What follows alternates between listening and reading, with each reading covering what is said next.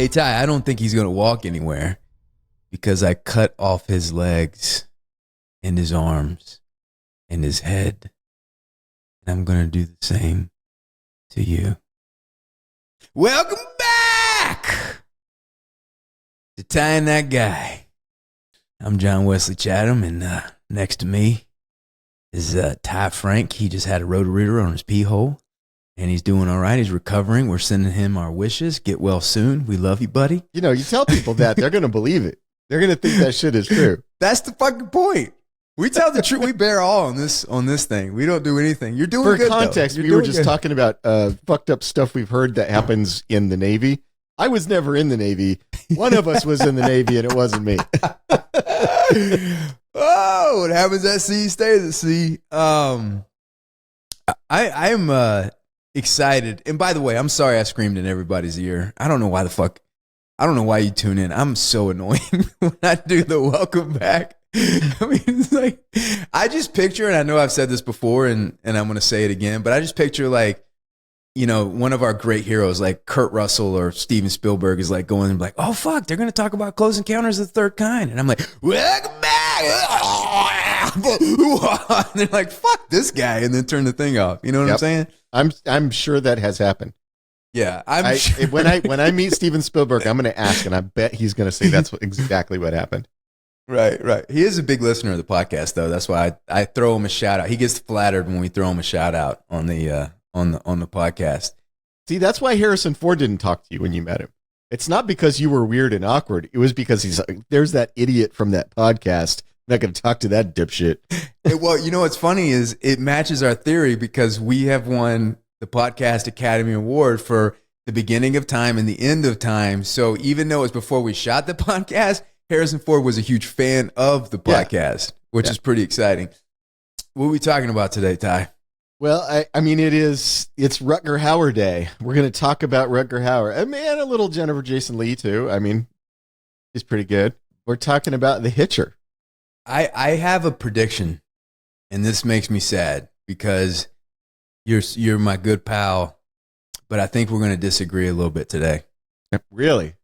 Yeah, because I've heard you, and well, I'll go ahead and kick us off. How do you feel about that? You're okay with it? Yeah. Okay. So The Hitcher this was a big discovery for me because I just watched it last night. Watched it with the lovely Jen Brown. Is this the first time you've seen it? You've seen it before, right? I realized this is the first time I've seen it. What? We've talked about it before. How can this be the first time you've seen it? It's one of those movies that was omnipresent in the 80s. It was in the HBO rotation. Yeah. So I have seen parts of that movie over and over again. And I always thought that I've seen it unless I completely forgot about certain things. Because watching this for the first time, I'm like, I have no memory of this scene. I have no memory of that scene. So a lot of the things that I do remember, I've seen a ton of times. And it might be like when I'm turning the channel and I see it and everything like that.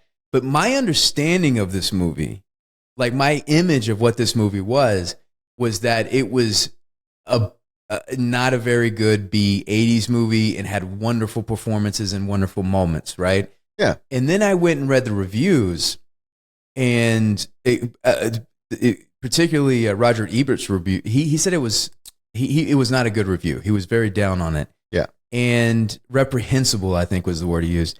So I'm watching it for the first time. I had very low bar. And to the fact where I was like, Jen, you want to watch this movie, but it's going to be one of those movies where you're like, fuck, one of these old 80s movies, whatever. And I completely changed my vision of this movie.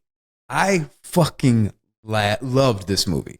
I don't think it fully works in what it intended to be, but I have a tremendous amount of respect, and I think in a lot of ways it was ahead of its time. And the quality of certain aspects of this film was, I mean, it's in the upper echelon of the 80s B horror movies.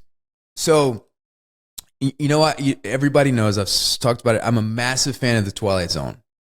And me and my kids will watch, when we go to bed, like our bedtime story is we watch an episode of The Twilight Zone. They've watched all of them. Those kids are going to grow up messed up, man. I know. I know. I know. So I sit down with Jen and I start this movie, and it was above my expectations. And ultimately, like the journey when and I know we're going to get into like the specifics of the movie, but just as a general overview, when Rutger Hauer gets in the car, this viewing, it always seemed like an allegory to me. It always seemed ethereal. It always seemed magical. And so when I saw C. Thomas Howell fall asleep, even though I don't think this was the intention of the writer, I do think it was the intention of the cinematographer and maybe the director. I felt as if he was in purgatory or in a nightmare. It was nightmare logic that he was now entering. And Rutger Hauer enters there. And because some of my favorite characters, like in Blood Meridian, like the Judge Holden, like he terrified me, and or Randall Flagg in The Stand, right? Or Chigurh in No Country for Old Men. The personification of evil, the unstoppable force, and we've talked about this with Terminator. We talked about everything like that. To me, those terrify me because there is a supernatural element, but it's so grounded in reality that you're almost like, is this supernatural? Is this not supernatural? But being locked in a nightmare, the logic of everything made sense. And so I don't want to, we'll get into the movie, but I'm talking about my overall impression of the movie. So the movie, coming from the perspective of like, oh, he's in purgatory, and this is a demon or Satan that is ultimately wanting to corrupt his soul, to turn him into a killer. And the first time that I saw Rutger Hauer surprised in this movie is when, the only time, is when he got C. Thomas Howell threw him out of the car. And you see a smile come over his face and his eyes, and there's something like that kind of turned him on about it. And then it's like, then that's when his mission was created. Because I think that the creative team, Rutger Hauer, the director and the cinematographer, were making a different movie than the studio wanted them to make. And I think that the way that the cinematographer shot this, the scenes, like it was a desolate, unpopulated world. Yeah. And the first gas station they come to was like a torture chamber. It was like, chains hanging, water, and it was, the sand was blowing in a way. So aesthetically, it's like, this is a nightmare. This is being trapped into a nightmare. And I was in, and it might have been my conditioning from watching Twilight Zone after Twilight Zone. And there is a famous Twilight Zone called The Hitcher that had some similarities to this. So I was definitely pulled in. And from this perspective, because I'd completely disagree with Ebert and a lot of the reviews that I've read during the time of this movie, I think they missed the point. And there's a lot of talk about the violence in this movie, but I thought the violence was done very artfully, very tastefully. So this is a common thing with Ebert. He used to have this review quite often. He didn't like movies that he thought were mean, movies that were cruel. He didn't like cruelty. And so movies could be violence, but I think he kind of liked that. He was much more into sort of that Indiana Jones violence where it feels a little more cartoony, a little more comic booky. When movies felt cruel to him, he had a really strong, visceral, negative reaction to that. And that's the thing with The Hitcher, is that it is purgatory, it is a nightmare, and it is a cruel movie. The Rutger Hauer character is, like the way you describe him, is like Satan. He is satanic in his cruelty. And whether he's a supernatural thing or just a serial killer who keeps getting lucky, I don't know. But there is this like unrelenting cruelty to his behavior. And it puts the C. Thomas Howell character in a position where the question isn't just, is he going to survive? But I think you made a very valid point. Is he going to survive with his soul intact? Is he going to survive without becoming as cruel as the Rutger Hauer character? And I think that sort of darkness, that sort of nihilism, is something that Ebert never liked in movies. He did not like that sort of nihilistic view. And I think this is a great example of a great actor making strong choices without the writing there. Like what Rutger Hauer, and you can go online and read the script, but what Rutger Hauer is bringing to this performance is so much more nuanced and so much more interesting than what's on the page. And when Rutger Hauer gets into the car, it's almost like he's exhausted and he's bored. He's not interested. There's nothing. And C. Thomas Howell has this quality that Francis Coppola saw in him, especially, and this is the tail end of this quality that he had, but there's something really innocent and true and authentic about him. Like, you know, he is Ponyboy. He does have this golden thing in him. And, you know, when he walks in, when he gets in the car, it's almost like Rutger Hauer's bored with him. Like, he knows it's going to be another killing. It's like, I can imagine a demon in eternity, and he's not getting off on it anymore. There's nothing interesting about it. Yeah, he's not getting the high he's taking the drug, but it's not getting him as high as it used to get him. Yes. It's like and even when he has the knife, it's almost lazy and non-interested. He's like, I want you to stop me. Like, give me something. Make it interesting. I want something to surprise me. And there was something pure about C. Thomas Howell in the beginning. You know, I'm doing a drive-away. You know, mom says never pick up strangers. You know, and they get in the car, and he has that essence and that quality. And this is the end of that. But that is the thing that he does very well.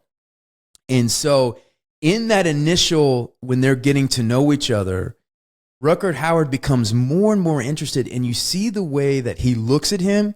It sort of starts to become sexual, and I don't mean like sexual, like he wants to fuck him. Maybe masochism. Yeah, but it's actually in his case it's sadism. Yeah, he's getting off on watching the suffering that he's creating, and I think there is something sexual about that, and I think that is almost universally true with serial killers, that there is a sexual component to their violence. Yeah. And I mean, I don't know whether he wants to fuck the C. Thomas Howell character or not, but I think there is definitely a sexual element to the excitement he feels when the game starts between the two of them, when C. Thomas Howell starts fighting to live and doesn't just meekly go under the knife. Yeah, and like he's like you said, he starts at bored. He starts to get excited then, and it is creepy. It's definitely got a sort of creepy, psychosexual kind of feel to it. Way more creepy than if 9 out of 10 actors that come in and do that part, they're going to play, I'm a killer, I'm a bad guy, and I'm going to be threatening, and I'm going to stare at you threatening or whatever. But to add boredom and then a sexual interest getting piqued, that's what separates that's why we're talking about this film today, and that this film, the images of this film, even though I saw it in the background and it was like whatever, they're indelible. You hang on to those things. And so seeing the choices that Rutger Hauer made, and when they get to that first roadblock and he puts the knife to C. Thomas Howell's package, and he says, if you say anything, we do this. Well, you know, this is the 80s. So when the guy comes to the front, it's almost like the director and the cinematographer wanted to push it as far as the studio would allow them, that this thing is going on, because the guy is trying to have sweet talk, but then he realizes, like, his hands down his crotch, and he's like, all right, get going, sweethearts, you know, and then they drive through.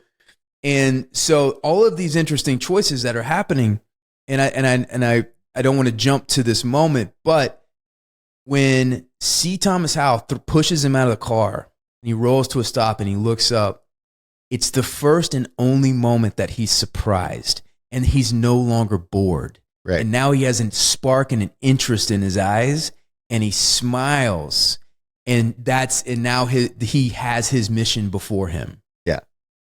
Yeah, it's the moment when the C. Thomas Howell character goes from a perfunctory killing to the enjoyable hunt.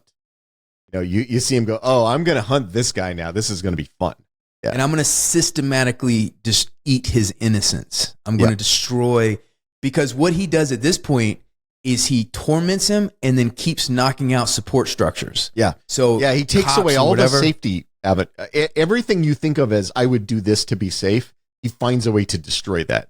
You know, he creates a situation in which the police are no longer safe. Takes away the thing that you would normally run to save yourself. He's boxing the C. Thomas Howell character in where the only option that he has is his own violence, right? You can't count on them to save you. You're going to have to save yourself by by fighting me. Right. And there's that great moment where he goes to that gas station and it's completely empty. It's like an empty and abandoned. And the life matches the landscape. Desolate, wide open. There's nowhere to run and there's nobody there unless he puts them there. Yeah. And so when he walks into that gas station, and that gas station is from a nightmare. The imagery, the sand, the atmosphere. By the way, I think this is a good moment to just talk about how great the cinematographer is. And this is John Seal. Yeah. And this motherfucker shot Fury Road. So this is like, because the car wrecks in this and the helicopter crash, you're like, and I had no idea. I didn't even know who directed it when I'm watching it. And I'm like, Jesus Christ, this is approaching Terminator territory in some of the wrecks. It doesn't, it approaches it in certain elements. It doesn't achieve the Terminator status because you're not as emotionally connected to the movie as you are a Terminator. And, but this guy, there's real talent behind this. Yeah. And, I mean, this is a man who knows how to shoot a desert car crash. Clearly knows how to shoot a desert car crash. And, he worked on Gallipoli, but I don't think he was a full DP at that time. But when Rutger Hauer shows up and you see him in this like torture chamber thing, one thing that this movie does well, when is the last time, and you know this movie way better than I did, but when is the last time you've seen an 80s movie, even if you've never seen it before, when is the last time you've been surprised, right? And this movie surprised me a couple of times, and I'll tell you how. So he shows up, and he looks at him as if, like, when I look at my kid, when my kid gets pissed off, it just cracks me up. Or it's so funny to me, and me laughing just pisses, and I'm trying not to laugh, but to me it's so endearing and it's so cute. Yep. And so he walks up and he has this smile, like he's looking at a child, and he hands him the keys. And it's like, let the games begin.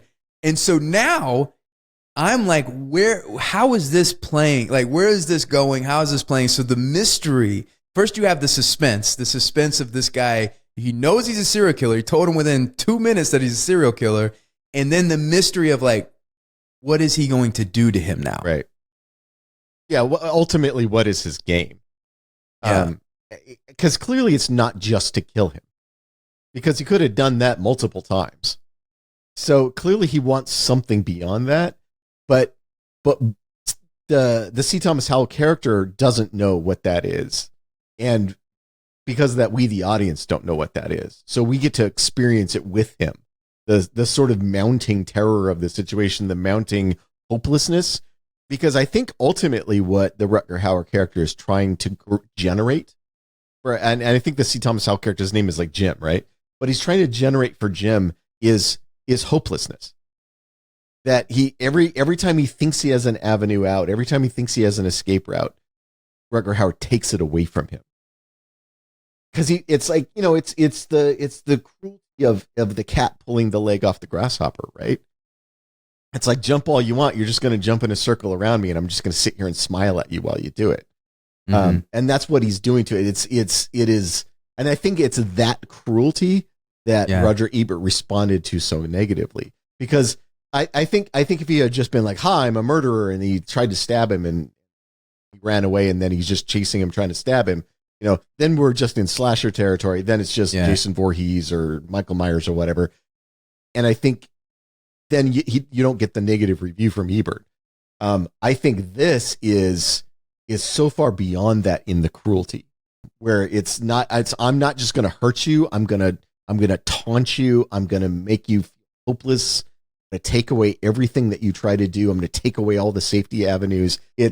I'm going to have fun at your expense, and you're going to be a lot of fun for me. Yeah. And when he pulls up next to him he's in the car with the family, and he's with the kids in the back, and he has a stuffed animal. Reading in some of the reviews and reading online, they're like, well, how did the family pick him up? And I'm like, if this is a nightmare, this makes perfect sense. This is shit happens in my nightmares all the time, where it's like the worst. If I see him in the back with the kids and you're trying to get there, you're like, how many times in dreams when you're like, don't go in there, and they can't hear you. They're like, what? And they're not listening. And they even made it dreamlike. he pulls up to the window and the guy's like, what? And they roll down the window. There's something off with the mom and dad and the whole thing. It reminds me a lot of Friday the 13th, like that dream logic. And I'm sorry, not Friday, Nightmare on Elm Street. Yeah. And I think if Ebert was alive today and re-reviewed this, I think he would have a different take. And because, you know, people talk about the violence in this movie, I thought it was artfully done. When he walks up to the station wagon and looks in the car and the blood is coming out of the thing and you don't see what it is and he runs away, that's way more terrifying. That's yeah. That we was don't such need to, a we don't need to see those moment. kids torn up. No, we don't need to see that. And there's so many moments in this movie, and I'll go through each one where I'm like, oh, here we go. Like the 80s kind of exploiting certain, you know, things or whatever. There's so many moments where I'm like, I was surprised by this because I was like, oh, he's going to, like, don't show the fuck. And he goes up there and they don't show the bodies. And I'm like, oh, that's interesting. Yeah. That's interesting that they did this in 1986. Yeah. Right. Where, you know, and a lot of the reviews were, so like what happened to Jennifer Jason Leigh or whatever happened to these things. A lot of the reviews are things that aren't in the traditional horror way that, you know, and so like, no, I think in some ways this movie was ahead of its time. It did things that really shocked me and surprised me. Yeah, it has all of the trappings of a traditional slasher film without ever being a slasher film. So it's I think that's part of why it never really found its audience when it first came out, is tonally it's hard to figure out what it is. You know, I mean, what would you say it is? Like, what would you say it is? I mean, it's like a psycho thriller, right? I mean, it is. I agree with you that it operates under sort of this nightmare logic. I don't know if the intent is that it's a nightmare, but it does seem to operate from that logic. I don't think it's the writer's intent. I think it's Rutger Hauer's and the director and the cinematographer's intent. I think that Rutger Hauer's performance, he's making choices. Well, maybe it is the writer, because when they do arrest him, he doesn't have fingerprints. He doesn't have they can't find him in any way, shape, or form. And so that has that quality to it. Right. Yeah, because he is kind of a ghost. Yeah. You know, I mean, when they can't figure out who he is, and the way he seems to just sort of magically get out of things. Yeah. You know, I mean, there's numerous places where you're like, oh, he's caught now. And then he just suddenly isn't caught. And they don't show how he got out of it. And not only is he not caught, he designed the whole thing. Right. It reminds me a little bit of the Joker, right? It's like you think about the Joker always coming out on top in all these situations, and the first time he is surprised is when they don't blow up the ships, right? And they go over the thing. And then it's the first time in the thing that he's surprised. And like in this one, it's the first time Rutger Hauer is surprised is when C. Thomas Howell is not boring like the other people. Right. And also the bit actors in this were fantastic. All the cops, when they show up, they're fucking terrifying. They're the cop who says, "You spit on my wrist, wipe it off." That is one of the most terrifying scenes in the movie. Yes. Yeah. Yes. I was saying that because I was telling Jen, I was like, the reality is the cops fulfill the antagonist force most of the middle of the movie. Yeah. Because he kind of steps back, he sets it up and he watches it. And the people that are scaring the fuck out of you are these cops. Yeah. And it's kind of like, if you think about Tombstone or you think about like Doc Holliday and you're like, when somebody is a bad person, you're like, yeah, fuck, get him, Doc Holliday. It's so awesome. But then you're like, what if Doc Holliday was like mistaken? What if he was wrong? Like, what if he was like saying, what if Doc Holliday is like spit on my wrist, Ty? And you're like, no, I'm not the one. I didn't kill Wyatt. No, you know, so there is like an element of that macho cowboy turned on its head, you know, like those cowboys in the thing turned on its head. And let's talk a little bit about Jennifer Jason Leigh. She threads the needle. I think a lot of people watching this won't realize what a good job she does, and how hard it was for her to do that. She didn't have much lines, she didn't have much thing, but you completely understand and believe who she is. There's a purity of heart, there's an authenticity in her performance. She could play sweet better than almost anybody from that era of actors. Right. And which really goes to show how incredibly talented she is, because then later when she was in movies like Rush, where she's playing very hard and or like recently we talked about Fargo, where she's playing very hard, it really goes to show the incredible range she has as an actor, because she always got hired to play the sweetheart. Like in this early part of her career, she was always the sweetheart, and played it really well. And like you said, she sort of radiated this innocence and this sweetness. And that's really all this movie asks her to do, which, she doesn't have a ton to do in this, but she becomes sort of Jim needs something that he's not willing to run away from. Yeah. And she becomes the thing that sort of anchors him into Rutger Hauer's plot. So if you think about the job that she has in this scene, which is she wasn't supported, I don't think, in terms of the writing. So she has to come in, show a connection to this guy that's strong, to the point where in 2 scenes, you believe she's going to pull a gun out to defend him. Right. And she almost pulls it off in the little bit of time that she has. I think the moment's not earned when she comes out of the bus properly. And I think it could have been so much better. Yeah. But by God, 9 actresses out of 10 would not have done what she done. And so she shows up on the scene, and it's the same thing with Rutger Hauer. Like you want to talk about how a great actor contributes.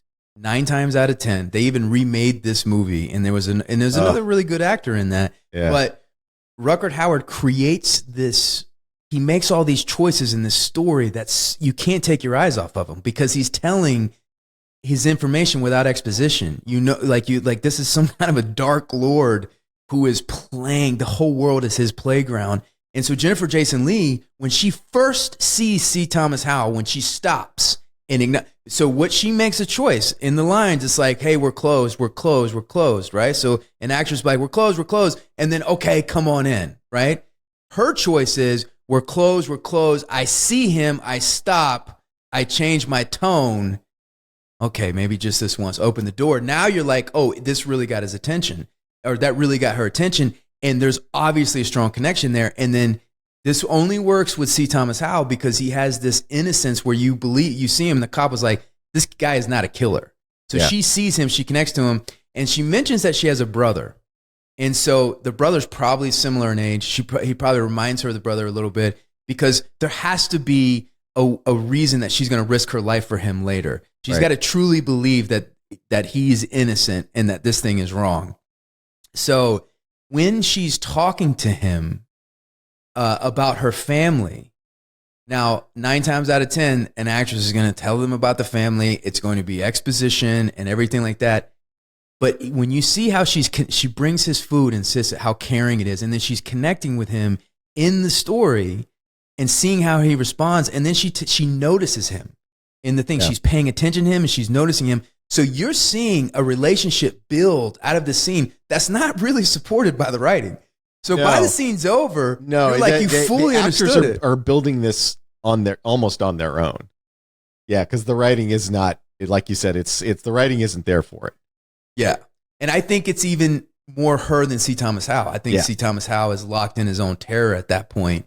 And so her interaction. So, for a relationship scene to work, you got to start to feel something for, like, I started to feel for her. There's a goodness, there's an innocence. You go into California, everybody's going to California. And then when she realizes he's not paying attention, she's like, my family's from Mars, my brother's from Mars, we're all from Mars. And she's like, you're not paying attention, right? So there's so many charming, cute things about that.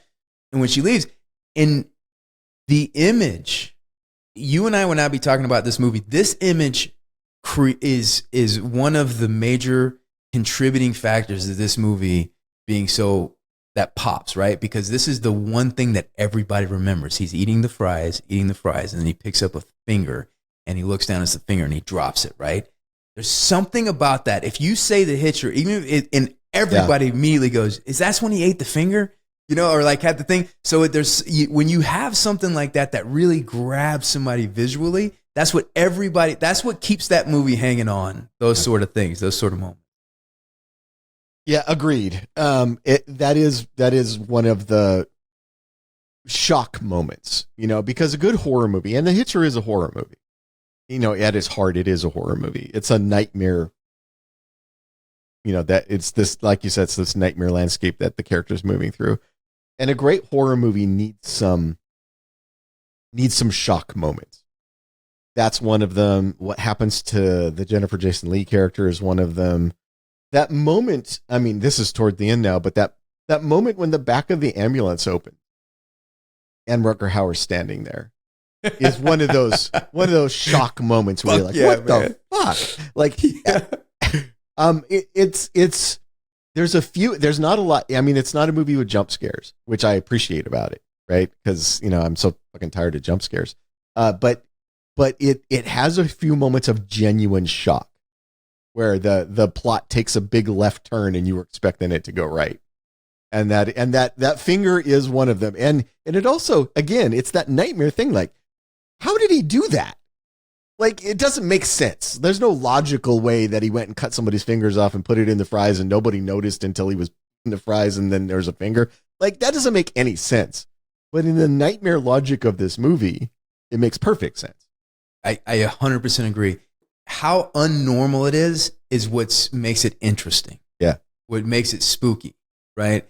I think if he was a normal guy, I would be so less interested in this movie. I'm way more interested in the allegory, right?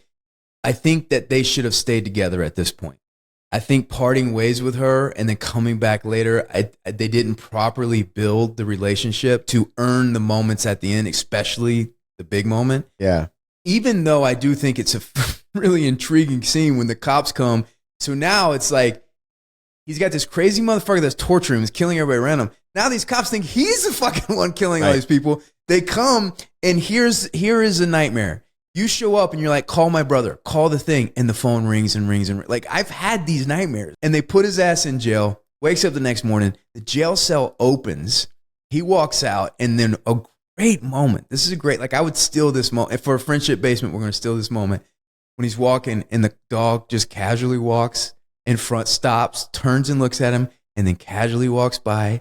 And then you hear like, and then you're like, what the fuck? And he's walking and he sees all these dead people. And then he turns and that dog is eating that dude on the ground.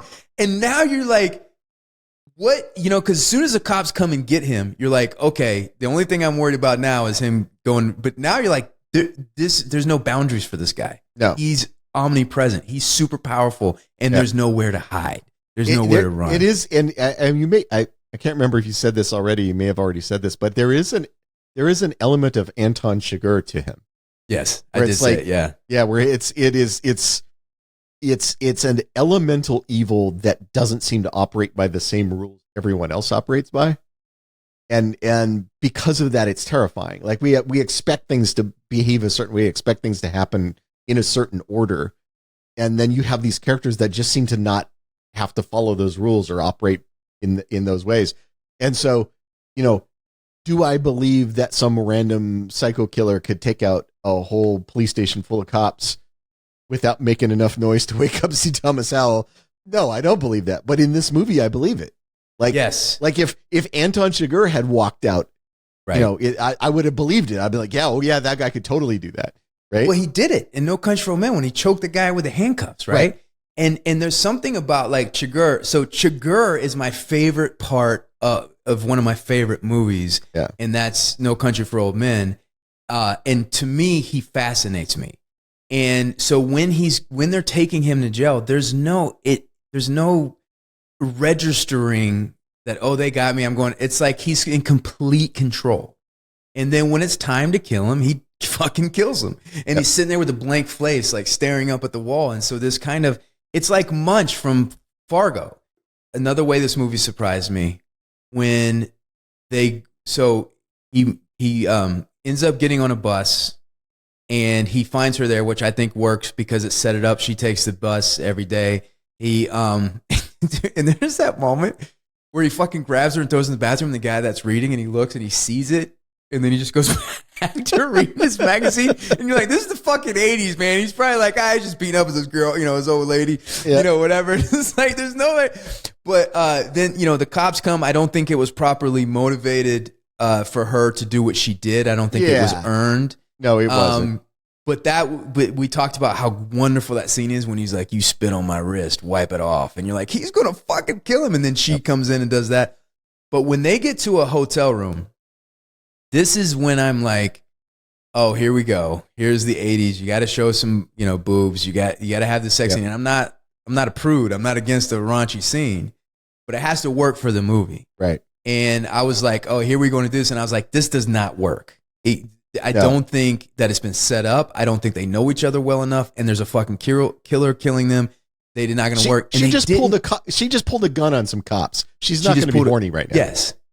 And they didn't do it. They don't do it. And they don't do it. They do it. What if and then he's there and he takes a shower and I'm like, that's fucking great. I was expecting them to force something that wasn't there. And I'm like, this is way more interesting. Yeah. He goes and takes a shower and Rutger Hauer comes and gets in the bed with her and he cuddles her. And in my mind, I think the semi is out there waiting when the ropes are all tied up. I think he called the cops. Hey, I know this thing. Da da da da da.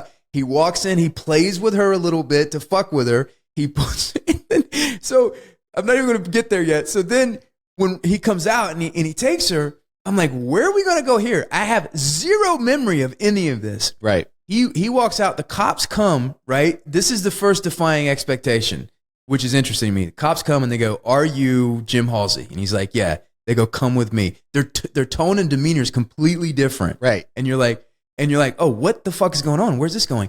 They roll up and Rutger Hauer has Jennifer Jason Leigh tied up to one semi and to another semi and he's on the throttle. And he's like told the cops, I'm only going to talk to Jim Halsey. You'll find him over there and bring him here because I want to fucking talk to him. And I'm like, this is a fucking scenario. And then he says, why don't you take him out? Why don't you go over him? He goes, his foot's on the clutch, man. If we do that, we let him off. You got to go talk to him. So he gets in the car and I'm like, what a dramatic situation. What a great scene. Like, what a great thing. And as he goes and sits in the car with him, I'm like, all right, how are they going to get out of this one? They're not going to because if he lets off the clutch and this, how are they going to do this? Well, they don't get out of it. He rips her in half. And I'm like, that's punk rock. That's unexpected. I didn't see that happening. I fucking care about her. She's a great character. And the fact that you did that, because the story is this evil is going to do everything he can to break C. Thomas's Howell's soul and turn him into a killer. Yeah. And this has to happen for the ending to happen. Well, I think it's either he's going to turn into a killer or he's just going to break. And I think Rutger Hauer's waiting to see which thing is going to happen. I think that's what's interesting to him is are you going to turn into a killer to fight back or are you just going to break? Am I just going to break you? And I think that's the game for the Rutger Hauer character. The game is I'm going to put you through hell and I'm going to see what comes out of it. I'm going to see which version of you shows up at the end. Well, that's interesting because it's interesting and maybe that because I see Rutger Hauer winning at the end. I think that where it should be cathartic and revenge when he kills him, I think this is what Rutger Hauer wanted him to do. And I think that by C. Thomas Howell killing Rutger Hauer, it's like the end of Deliverance, where they just experience something that they'll never recover from. They might be living and they might have survived, but they're ruined inside and out. And so definitely ruined inside. Oh, fuck. Ruined, dude. Yeah. So anyway, continue. So I didn't mean to. That I think again that we were talking about Ebert. I think that scene is so cruel and so unexpectedly, shockingly cruel. I think that's one of the scenes that probably stuck with Ebert. One of the reasons he really didn't like the movie, really hated the movie. But I also think I agree with what you said. It's the only scene that's honest. I mean, it's the only not scene. It's the only choice in that moment that was honest to the premise of the film. If he had come up with some clever trick to free her so she doesn't get hurt and and then they go to their final battle or whatever, it would have felt completely wrong. It would have been so out of tone with the rest of the movie. And it was the only time in a long time that I've been surprised. And then when I was surprised and I go back and look and it's like, oh no, this isn't a choice just for shock and surprise. This is what needed to be. This is in line with the story. Like you said, this is honest. So if I'm shocked and they're not deliberate and it's in line with what the story is, then that's great. You know, that's you're doing a great thing. Now, I do think they could have built that relationship deeper and been, you know, I think it could have had way more impact than what it did. I think this movie's in the upper echelon of 80s B horror movies, but I don't think it had the exact impact that it could have had, and I think it had a lot to do with the studio. That's just my instincts. That's just I also think that it is a better movie than the script. Yes. And I think the weaknesses that we're talking about here, especially with the Jennifer Jason Leigh character, are script weakness. The movie doesn't know what to do with her other than to turn her into a victim. And if this movie didn't have Rutger Hauer or Jennifer Jason Leigh, we would not be talking about this. No. I mean, I think, and particularly Rutger Hauer and the cinematographer, and the cinematography is beautiful, but particularly Rutger Hauer's performance is what elevates this. I mean, C. Thomas Howell is great; he's fine. He's playing kind of character he always played at that time, at that period in his career. Jennifer Jason Leigh is great; she's radiant, but she's playing the kind of character she always sort of played at that point in her career. Rutger Hauer is such a wild card. You don't know what he is. Like he's not a type. You know, I mean, you compare this to the other stuff he's done, and he's so out of left field in the choices he's making. When the doors open and he's killed all the guards and he's standing there and he just fucking swan dives through the windshield. This is fucking great, man. Yeah. Like, that's so badass. He just fucking swan dives through the windshield and he's having a good time. Yeah. Like how many actors be like, I'm a killer, I'm psycho, and I'm jumping. No, he's having a fucking blast. Yeah. He knows what's going to happen and he's pushing this thing. You know, it's so great. And builds up to that final moment where, and I think, see, I think you're right. I think Rutger Hauer has won by the end by turning the C. Thomas Howell character into a killer. But I also think he's not sure what's going to happen at the end. I think the fun for him is like, I'm going to do all this crazy shit and I don't know what's going to happen.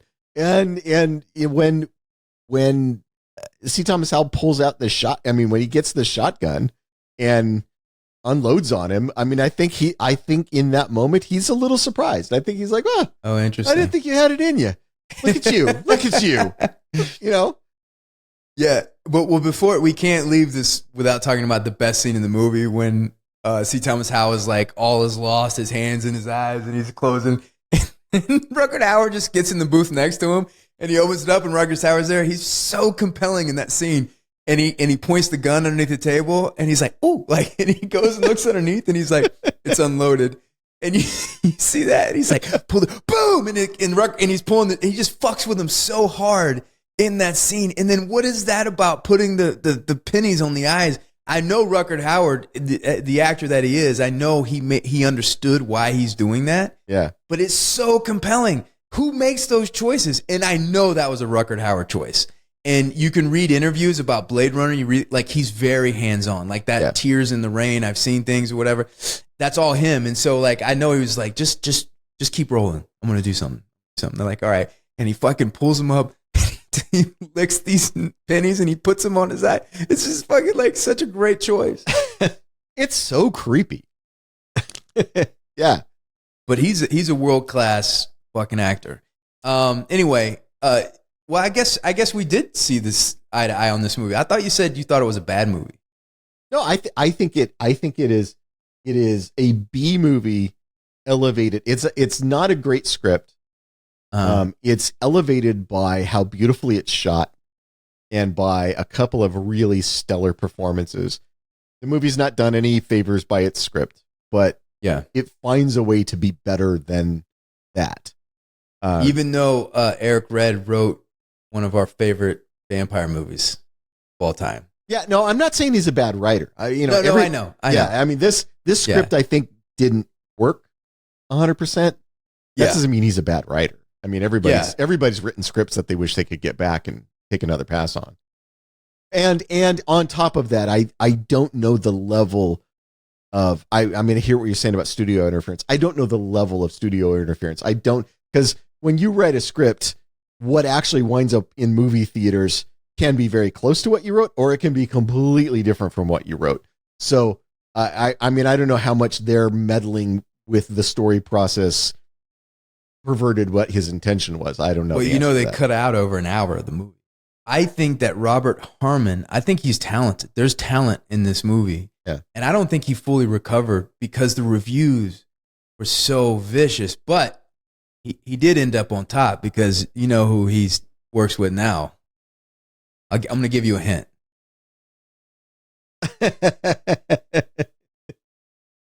He's done all the Tom Selleck Stone. What is that? All the Stone. Oh, you know what? I actually like the Jesse Stone movie. Jesse Stone. Yeah, I like the Jesse Stone movie. So he's done everything Tom Selleck's done in the past 15, 20 years. Wow. They've done all their series, all their TV movies and everything. He's done all those things. He's a talented guy. He's the cinematographer in this. This movie was very well done and better than it had the right to be. I think it was like $5 million was the budget. Yeah. But that helicopter crash, like how the fuck, like that's like $1 million out of the budget. What do you do the other thing? All right, Joseph, what's the top 5? I want to try to make this, I promised you a 30, 45 minute. All righty. Well, we have the best road horror movies. Let me get the list up here. Road horror. All right. The creme de la creme is Duel in road horror. I mean, Duel's pretty great. You know, I know it's not objectively a great movie, but you know what movie I kind of love? What? California, and mostly because Brad Pitt is just killing it in that movie. Now, are you a breakdown man because it's got your boy? Well, Kurt. Anything with Kurt is gonna have to get in the top 5. I do think that I didn't love the movie, but I love Kurt. Yeah. I did think it was compelling, the beginning where she just disappears, and then I think once he figures it out, it's just kind of underwhelming. Yeah, but the disappearance is like, mystery what the part fuck? of it is the best part. Yeah. Once then he's just fighting with guys, then it becomes sort of an underwhelming thriller. But the mystery at the beginning is interesting. I'm going to go ahead and go. So there's one reason that I'm making this pick, and you're probably going to be able to guess what it is, but I'm going to have to go with Death Proof. And the reason I'm going to go with Death Proof, you know why? Well, yes, you have a massive crush on Kurt Russell. No, I'm just kidding. Yes. But I think that Death Proof works on both of our crushes. So yeah, your crush on Kurt Russell and my crush on Zoe Bell.